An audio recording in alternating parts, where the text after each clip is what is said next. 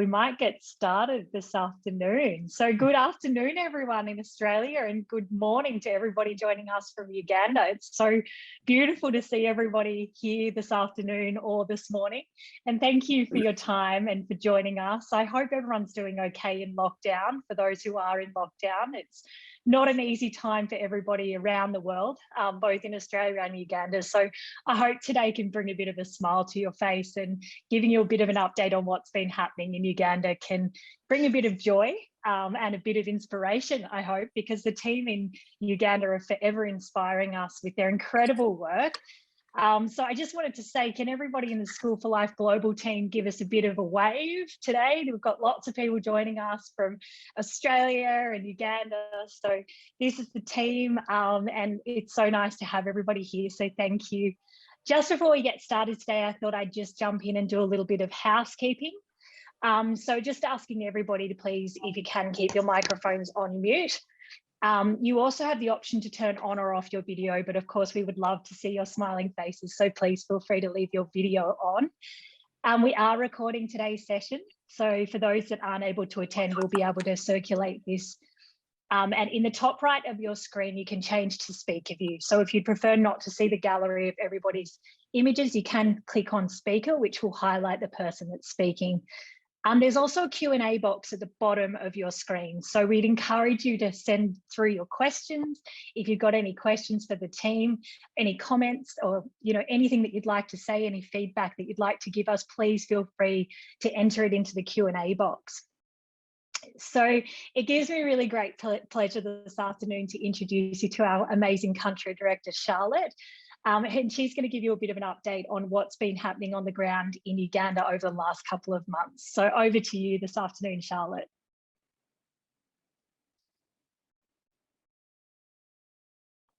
Thank you very much, Annabelle, for that very kind introduction. Yes, good morning from Uganda. It's very bright out here, and we're very excited. I am very excited to share with you, an update of what we've been doing in Uganda over the past few months with our schools and with the community in which we work. It's like in Australia and across the world, it's been, a really trying time for all of us. It's been really trying because of the pandemic, because of the numerous lockdowns that we've had. But thanks to your support, thanks to the support of everyone on this call, we've been able to navigate through this very trying time, by providing, the necessary, support both to our staff, but also to the communities in which we work out here in Katuso and in Bujuko. Earlier this year, schools were open, and we were very excited to open up our boarding facility to the girls. And I'm sure many of you saw the videos of the girls smiling as they walked into boarding. Many of them for the very first time, were using a shower, or just watching television, being able to use the computer lab after school. So it was very exciting for us, as we started this year, and we started it really well, by opening up our boarding structure. And you can see that beautiful girl, right there, just in the boarding section, and the excitement of the girls was really, really, really contagious. Just to see them, enjoy, being away from home, but also to be able to enjoy using the facilities, but also work quite closely with their teachers, because, being in boarding enabled them to have extra time, with the teachers after school, to have extra time, not only with the teaching staff, but also extra time with the matron, with the counselor, with our community team. So, it was exciting for them to, to use the facilities after work, but also have time with our teachers, with our teaching staff, and with our community team. Unfortunately, like it is across the world, in June this year, we were forced into, due to the rising number of cases of COVID-19, we were forced into another 42-day countrywide lockdown in Uganda. We've seen a rising number, not only of infections of COVID-19, but particularly deaths due to COVID-19, and it was now community infections, which was different from the start of the COVID pandemic. And so we're forced into yet another lockdown in the country. And, our excitement was cut short because suddenly, we needed to send our children back home, and we needed to rethink, how we ensure that they are being educated even while they are at home. As a community and as a School for Life team ourselves, who were also affected by the pandemic. We had quite a few number of our staff, get infected by the virus, and it impacted on us, our ability to work, but it also impacted on, the morale in the community, in our School for Life community as well. When the virus was within our community. But despite that, we continued to soldier on. And we did support many of our staff and our health and safety team, in ensuring that they got the right treatment, in ensuring that they were tested, in ensuring that they got not only access to the medication, but also to counseling. I talked to the people that, to counseling as they were affected by the disease during this time. We also, because it was 42 days of lockdown, and it's been 18 months for the country, having schools locked down. Over the course of these 18 months, yes, we've seen a staggered approach, to the reopening of schools, but there's some classes that have not actually come back to class. Come back to school. Primary 1 to primary 3 has not actually come back to school in the past 18 months. Secondary school, which is also senior 1, senior 2, have not also come back to school.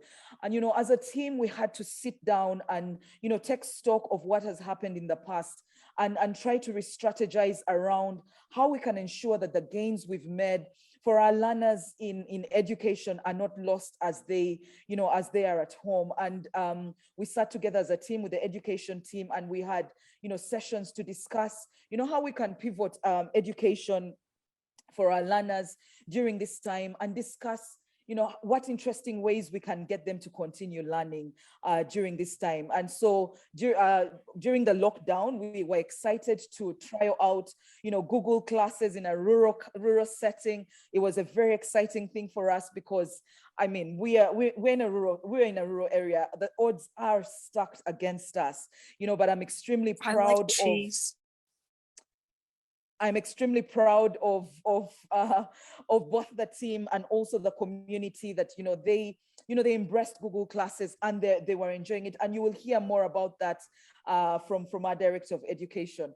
But what also excited us really, really a lot was we had our children from primary 7 in Katuso who sat for the national living exams, and they did extremely, extremely well. Our school came up 16th in the entire district. We had 10 first grades. We had, of the 10 first grades, the majority of them were girls. So it was very exciting, not during, a particularly trying time, but there was cause for us to celebrate, to say that our children are doing really, really well. The children were excited themselves.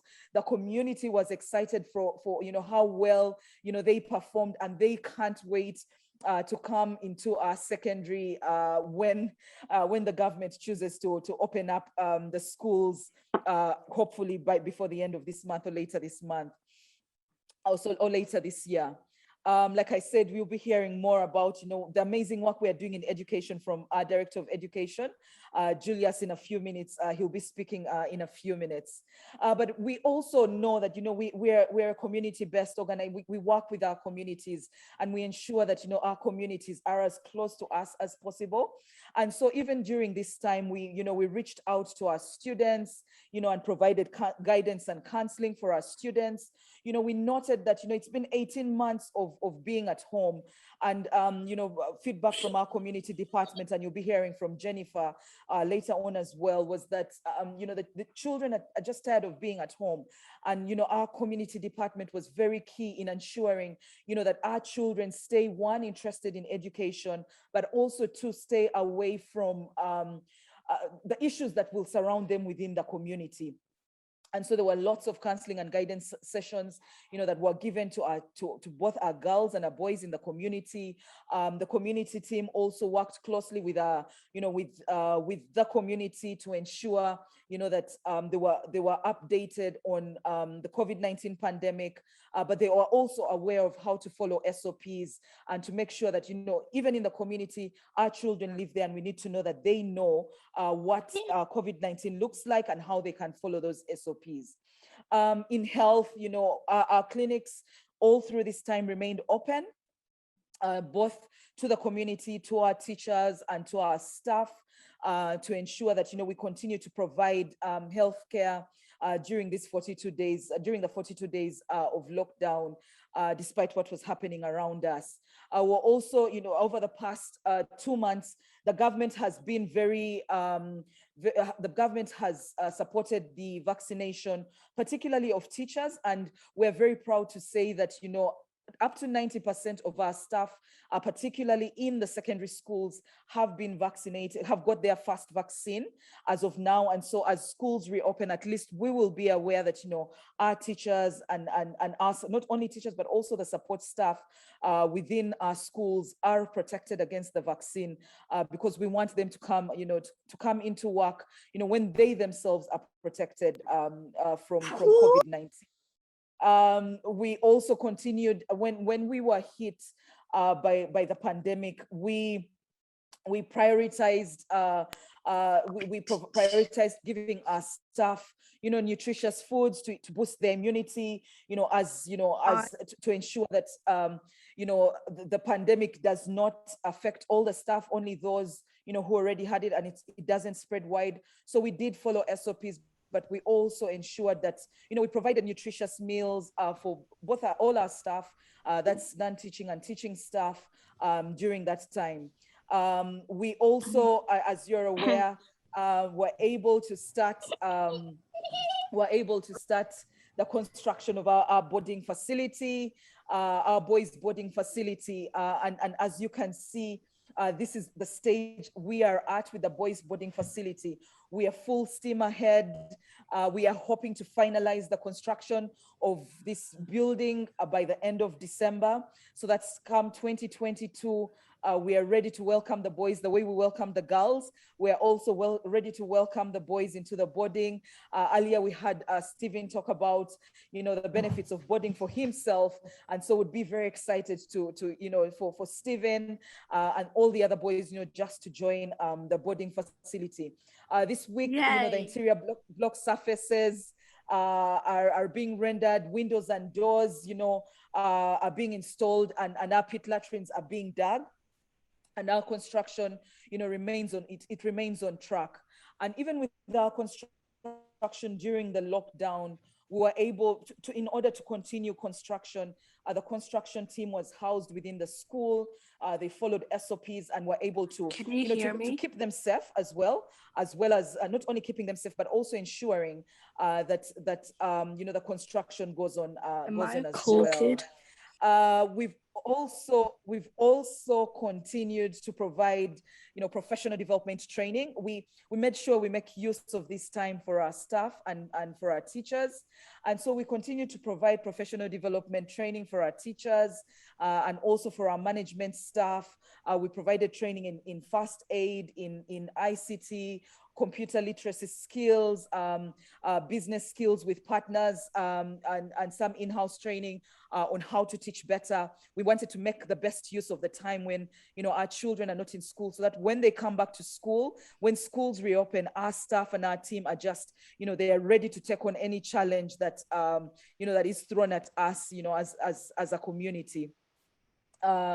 We are finally very, very excited that, over the course of last week, we engaged in a strategic planning session as a team.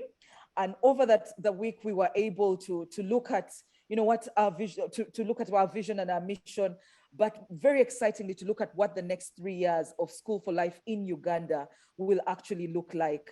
We're able to plan, we're able to dream really, really big, not just about how we'll impact, not just about the work we do, but how we'll impact the next generation of Ugandan learners. And I will be very, very excited to share with you, our final plans in the coming few months about what our strategy will look like and how we want to scale, the work that we want to do for the children across the country in Uganda.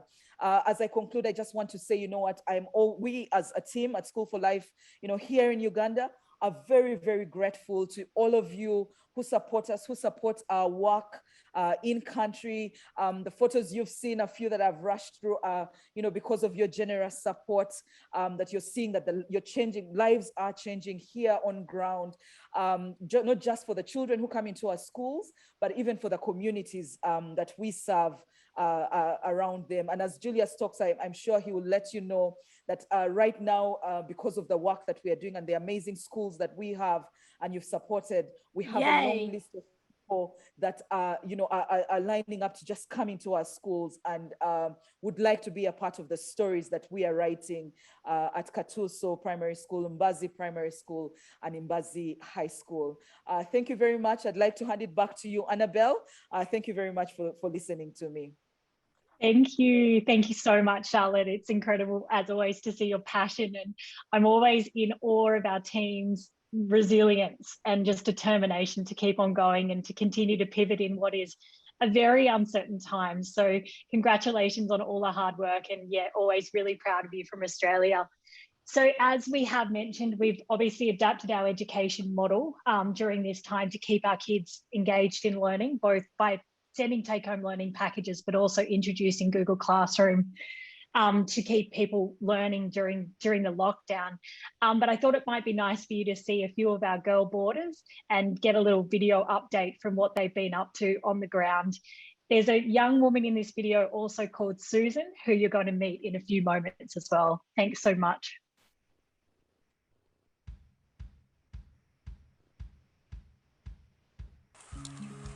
Hello Australia, my name is Janepher Mary.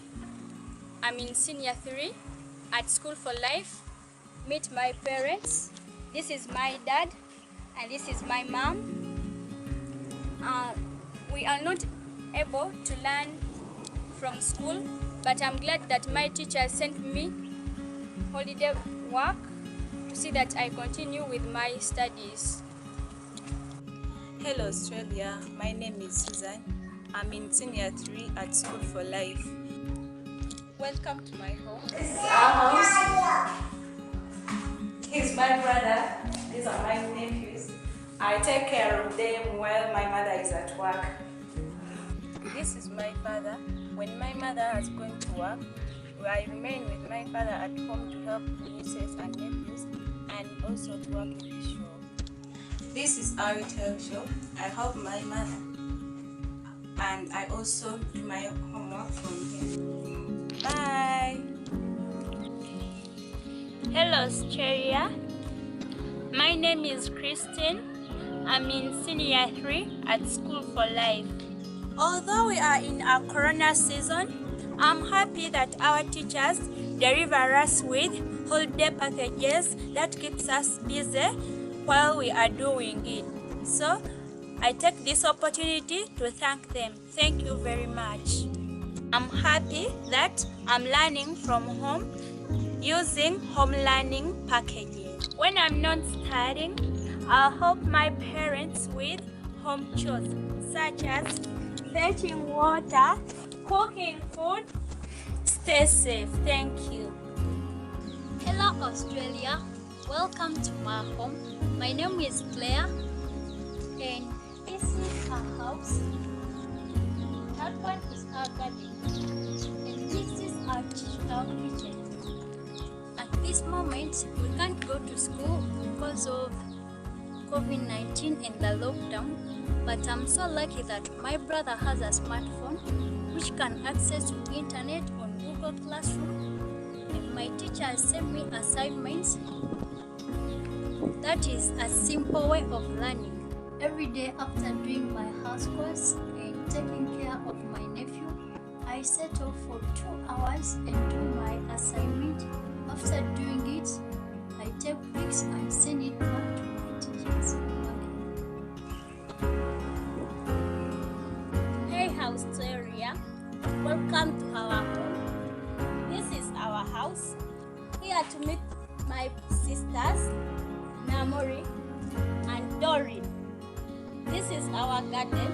We grow bananas and coffee. When my mother is away, I take care of my sisters, do housework, and take care of our dogs. Due to COVID-19, we can't go for schooling, but our teachers send us home learning package, which help us to continue learning. Thank you for visiting our home. Bye-bye.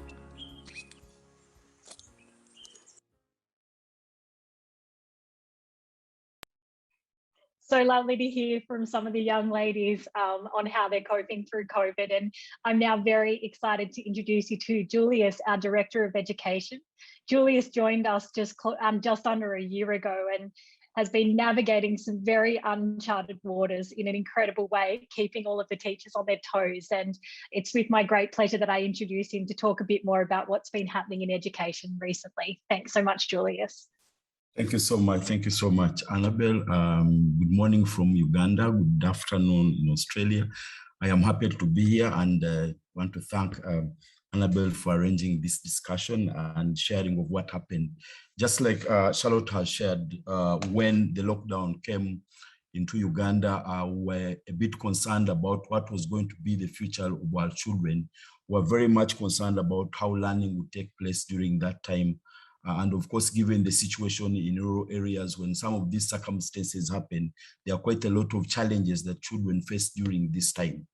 So as the education team, we had to sit down and find ways and means of pivoting the education interventions during COVID. And one of the things, as already communicated, that came up was the issue of, can we be able to give them home learning packages so that they can be able to learn from home? So step number one for us was to say, okay, where did we stop in terms of syllabus coverage? How do we need to support our children? So we identified the centers where these children live, prepared work for them, and were able to take the work just like you saw in that clip, deliver it to the children at those respective centers. The children would do the work, bring the work back for us to be able to mark. Initially, it started well as we started along the way. Of course, it also had its own challenges because remember, the kids have actually been learning from school. Now it's time for them to be sent work home. There's no teacher to supervise them. Of course, the levels of literacy of the communities we deal in they are very low in terms of supporting their children. And indeed, this we could see even when work was coming in, some children have made mistakes in them, so we needed to collect and give feedback to the children most of the time. And this took us for some time, especially within the first lockdown. Now, June, when the second lockdown now came in, now this wave was more dangerous than the previous one. So we're also getting concerned what would happen with sharing the home learning packages, because chances were that we're either going to spread the virus in the community or the virus would be spread to the schools from the communities. So we again had to sit down as management and the education team to agree on what would be the next step. And this is when the idea of Google Classes came in, because we realized that the only way we can keep learning taking place is to ensure that we come up with the cheapest way of doing it, but also more safe, but also ensuring that there is a feedback, because it would be easier to mark the children. Of course, I'm talking in an environment where the majority of people cannot afford Android phones. People do not have data. People do not have electricity.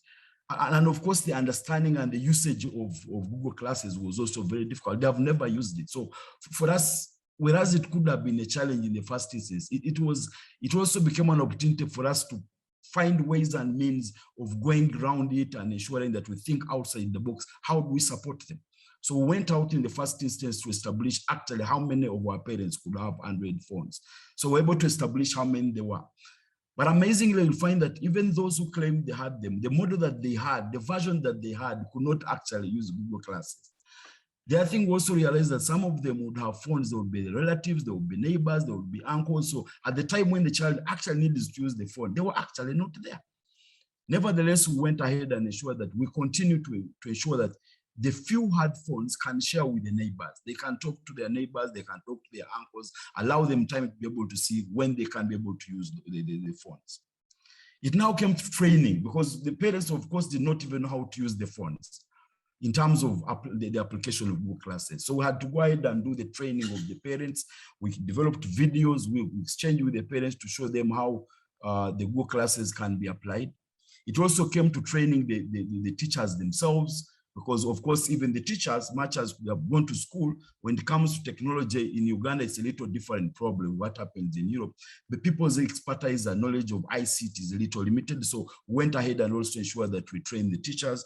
And then we started sending out work through Google Classes.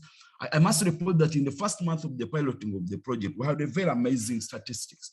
74.5% of the children in Mbazi Primary School could actually access the work. The return rate was also a little limited though, but at least we had many of them access the work amid the challenges that we had at that moment.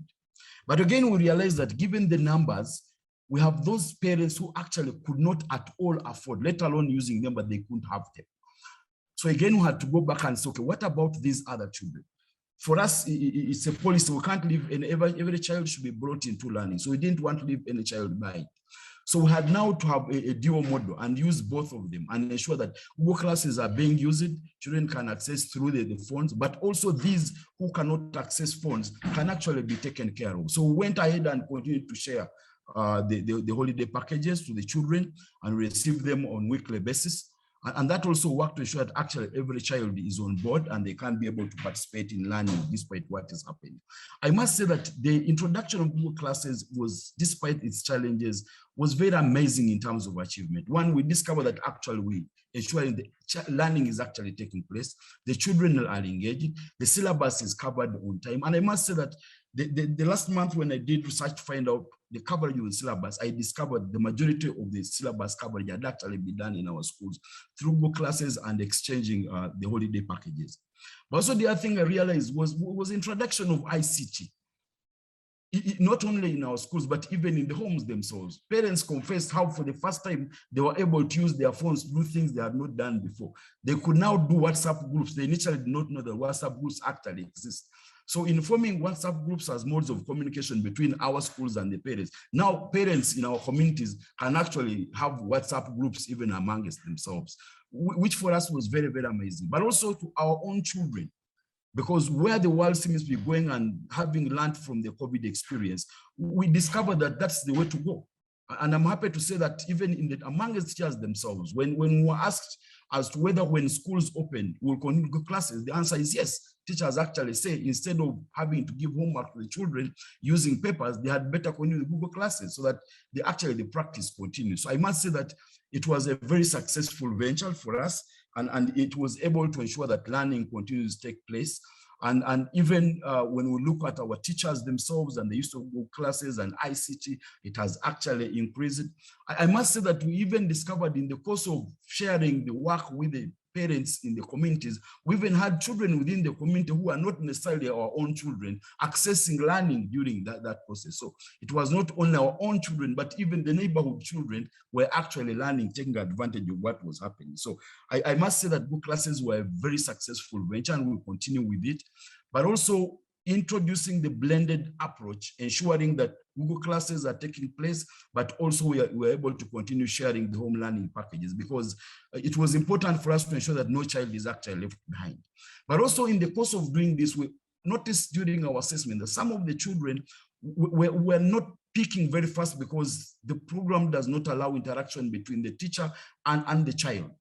And so the additional supplement we've added on to this is to, apart from Google Classes and sharing home learning packages, we have started to do home visits to be able to support them physically. Now that the schedule seems going to be going down a little, we are moving into smaller numbers of teachers. We've drawn a program, identified our centers, and so teachers in smaller numbers have now begun to move into villages, support the children who are not following up. And I can say this has really increased their confidence and their determination to succeed. We've been able to cover the syllabus in time. And out of that, as Charlotte has rightly put it, the community is very impressed with what School for Life is doing, so much so that when we started to run enrollments for the new children coming in. The turn-up is so amazing. In schools as far as Katuso, a population of about 200 children coming to be enrolled. In Imbazi, as we said, it was about 250. In Imbazi High, all the parents are now coming in, flocking into the school because they want to benefit from this particular program. So once again, I want to thank all of you for this opportunity. And as Charlotte rightly put it, we would like to appreciate, as the Uganda team, the support that we've gotten from each and every one of you, because apart from the children in Katuso and Imbazi, I mean, it's a big contribution to Uganda as a country. It's a big contribution to Africa as a continent. And I want to thank you, and thank you indeed. Thank you very much, Annabelle. Thank you so much, Julius. So lovely to hear from you.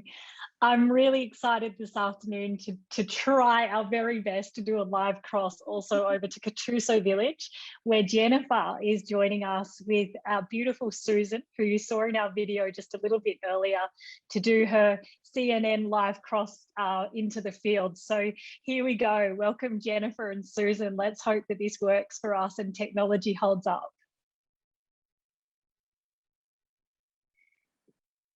Are you there, Jen? Oh, there she is. Over to you, Jen. Thank you so much, Annabelle. And hopefully, just checking in if everybody can hear me. Annabelle, am I clear? We've got you, Jen. Thank you. All right, thank you so much. Where I'm standing right now is Katuso village, one of the communities where our first school is, Katuso Primary School. After giving you the updates of what we have been up to, I will be able to take a tour. You will join me and take a tour and show you a little bit of Katuso and Susan's home. Actually, I'm standing at Susan's home in her compound. Just a little bit of updates, what we've been up to as the community team. I am the director in charge of community and welfare. Currently in Uganda, we are on a partial lockdown where schools are closed, as Julius had communicated and Charlotte. Communities like Katuso were ignorant about COVID-19, thinking that this is a disease for people in the city. So it was quite hard, and we had to come up with ideas of reaching out to the communities to sensitize them about the myths and misconceptions of COVID-19. So we sensitized the communities on hand washing, on using face masks, social distancing, because you know in communities it's quite difficult to have social distance. But by the end of the community drives that we did, we would put speakers behind a truck, and then we would go communicating. And by the end of the drives that we did, we saw a difference where people could put on their face masks, and you'd find they had hand washing cans at their homes. Forgive this. I'll pause here for now.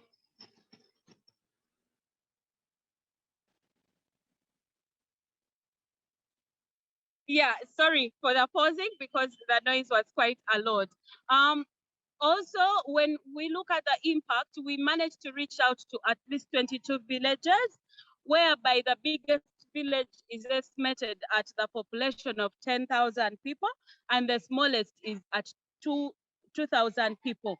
So we hope that our children are also living in a safe community that is well educated about COVID-19. During this lockdown, the children feel frustrated because it's not sort of ending, and the parents feel like they've stayed with their children the longest time. So out of that, there were a lot of frustrations. We decided to go in and do students follow-ups. So we reached out to all our students and through phone calls, and we tried to give them counseling and guidance in order to just boost their self-esteem and for them to keep focused on their goal of education, because our aim is to see that every child completes their academic cycle. We also counseling and guidance to our parents and the children themselves. Because of the lockdown and businesses being down, there was a bit of domestic violence. So we had to come in and intervene so that we harmonize, the children live in a safe environment. We have a very interesting program that we initiated, the Girl Mentorship Program, which helps, it's like a self-discovery program where girls will set their life goals and setting what exactly they want to be in life.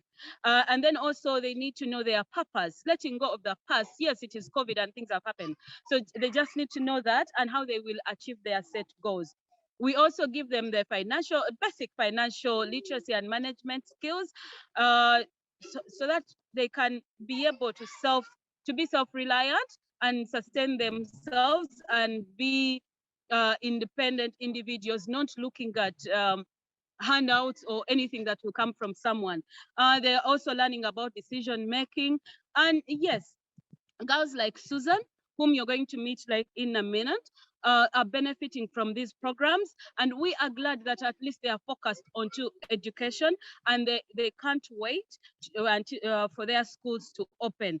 Allow me to take you around while we are going to Susan's home. So when you look, this is Kachiso community. This road leads to our school. It's about 300 meters away from here, the school. Yeah. So as we are walking, going to, Susan is right now in her parents' shop. So she'll let us know what she's up to. All right. Everybody meet Susan. Hello, Susan. Hello, teacher. How are you? I'm fine, teacher. You're good? Yes, teacher. Okay, Susan, please, may you say hello to the team in Australia, and you can introduce yourself. Hello, Australia. My name is Susan from Baz Riverside High School. I'm in senior 3. Welcome to my home. Well, so what are you up to, Susan? What are you doing? Currently, I'm running my mother's shop here. As you see here, we sell sanitary pads, diapers, packed juice, soap, salt, sodas, tomatoes, flour, eggplants, and others. Wow. So, Susan, it seems like you're busy during this time. And what about learning? We receive home packages from our teachers. Like here, I've been doing some. I've been doing some. We receive and we take them back for marking. That's what I've been doing. Okay. All right. Can you take us through your day? How is your day like? I wake up, prepare tea for the siblings and that. Clean the compound, wash the utensils, prepare lunch, and after all that, I bathe and do my work. Thank you, Susan. Would you like to take us around your home? Yes. Thank you. Please come.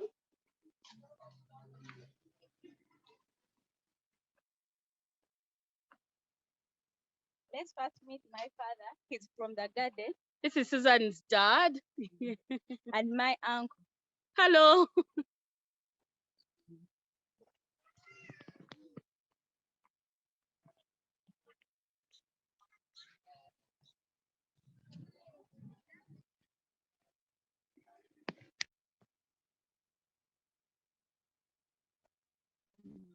This is our house.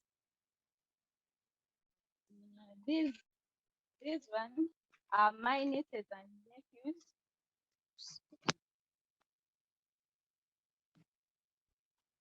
They've been saying. Hello. Hi.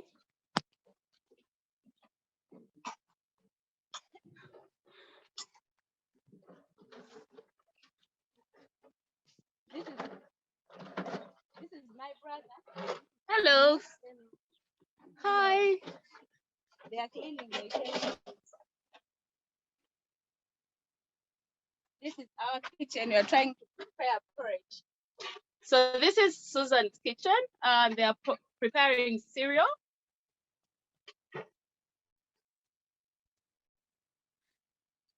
Wow. This is a typical home in Uganda, and especially back in Katuso village, where most of our girls come from and the boys. With support from you people, that you have enabled these students to learn, to continue learning and keep their hopes and dreams alive. So Annabelle, back to you if you have any questions for Susan, or anyone has any question for Susan. Thank you so much. Thank you, Susan, for sharing a little insight into your life as well. It's really nice to see you. I'm just encouraging anybody from Australia to please add in any questions if you have questions for Susan, Janepher, Charlotte, and Julius. We've also had a few questions that came in on registration, so we might just start with those. There's one here from Emily. Charlotte, what are you most looking forward to about the next few years for School for Life? Thank you very much, Annabelle. I'm most definitely looking forward to the expansion, just impacting more learners than we've been able to right now. And that's why the strategic planning session over last week was very exciting, because we got to plan for how we will, expand our reach to more learners across the country. Thank you. And one for you, Julius. I know you've touched on this a little bit. Yeah, sure. Thank you, Annabelle. Go for it. Yeah, thank you, Annabelle. For me, I look forward to reporting of the children and being able to come back. Some of these children have not been with us for the last 18 months now. So I'm very excited to when the government opens and the children come back. But also with the new enrollments that we are doing currently, I'm very excited to see how many new children come into our schools, so that we can be able to add into the education of their children, and at the end of the day, be able to make some impact in their own lives, but also in their own communities. Absolutely. Thank you, Julius. Jen, we have a question for Susan. Are you there with us? Yes, I am. Jen, the question for Susan is, what does Susan want to do when she completes high school? I want to be a journalist. She wants to be a journalist. Amazing. So is English your favorite subject, Susan? My favorite subjects are English, physics, and chemistry. Oh, wow. Very bright. That's amazing. Well done. Susan, there's a comment for you from Australia that says you are so inspiring. Alison is a teacher in Sydney. Thank you. And none of her students run a shop like you do and do their study at the same time. So she's sending you a big congratulations.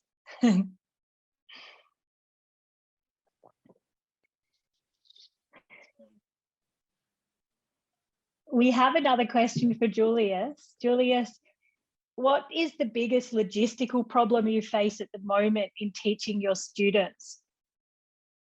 Yeah, thank you very much. The biggest logistical problem right now are actually devices, because as I already said, we would want to ensure that the majority of our children access learning. Some of them are quite distant, but also, like you're aware, the transmission of this virus through the papers is a bit of a challenge. And even when we send the papers to the children, feedback becomes a problem. So for now, the biggest challenge I honestly have in the department is the availability of Android phones, availability of laptops and tablets that can be available, so that both the parents and the children and the teachers can also to be able to transmit in terms of learning for the children, but also the availability of data and the internet. So as you know, technology is just coming anew, not only in the community, but in the country generally. So any support that comes from anybody regarding the devices, regarding the availability of the internet, it would be very welcome. Thank you, Julius. Yeah, it has been a very quick transition for us, so well done. There was a question from Ruby for Susan. Jen, if you're still there.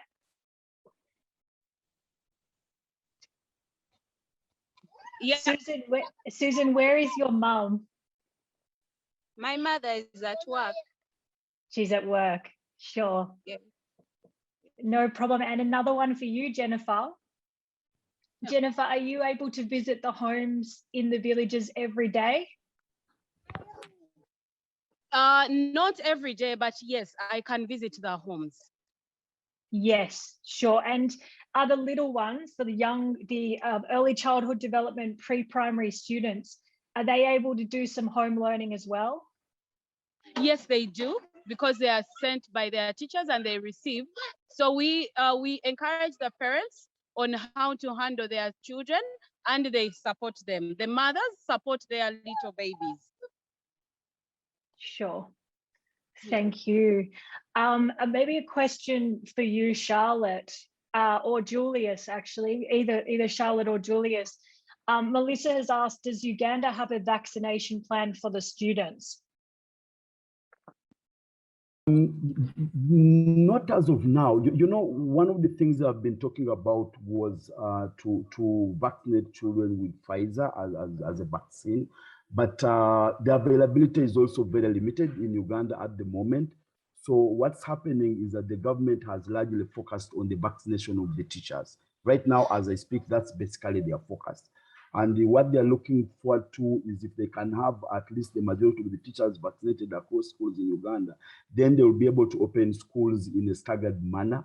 They are proposing issues like opening schools in shifts.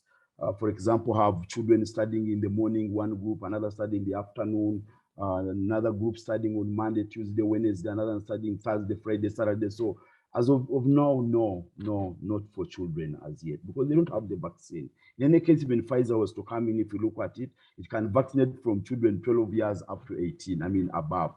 But then what about the children in baby class and up to P7? That's not available as of now. There was also another question from Pauline. Are there any programs set out from the government?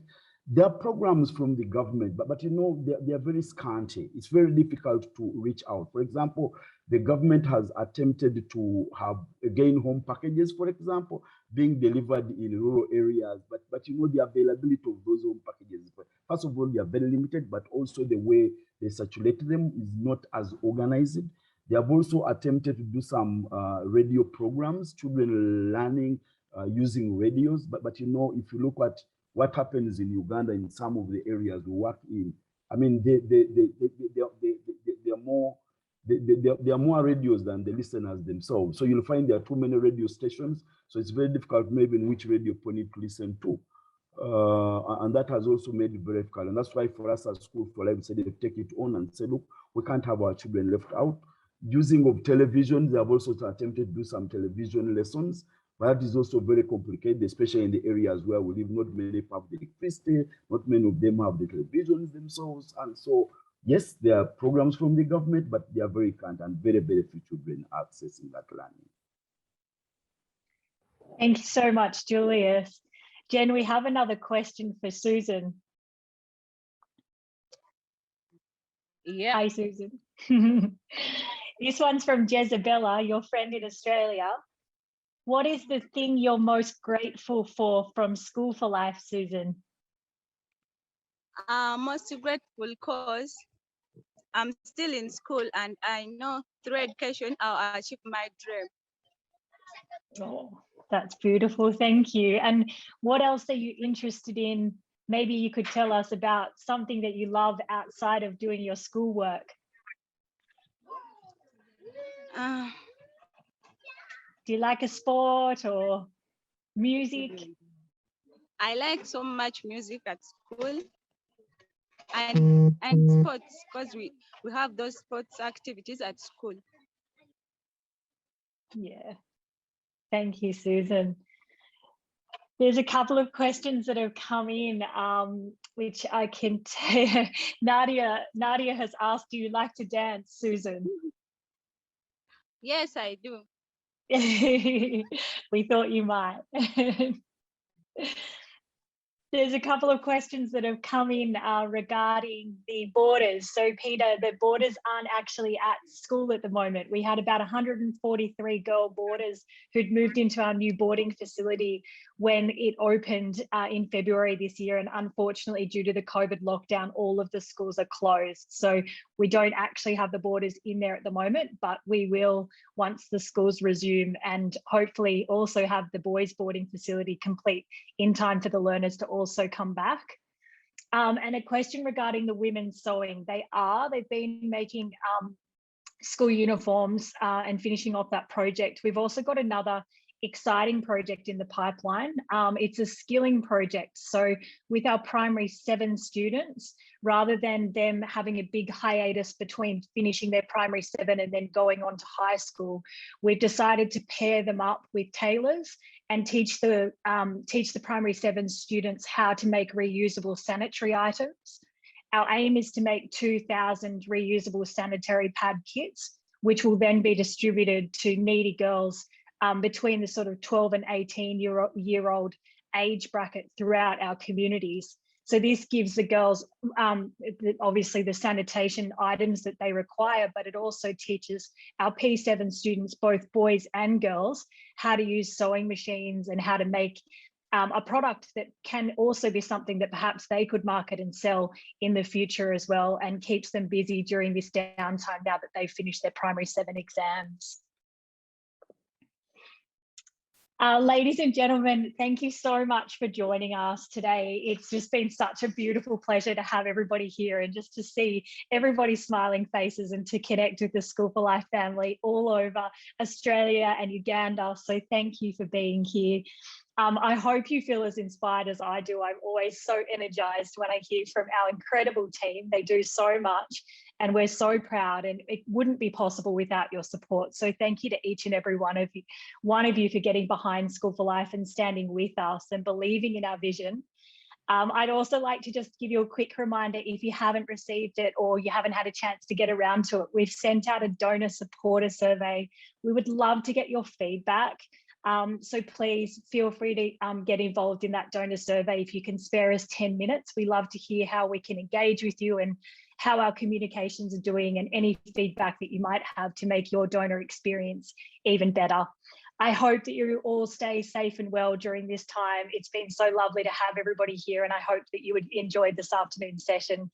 Thank you so much to each and every one of you for everything you do for the School for Life community. Have a lovely evening.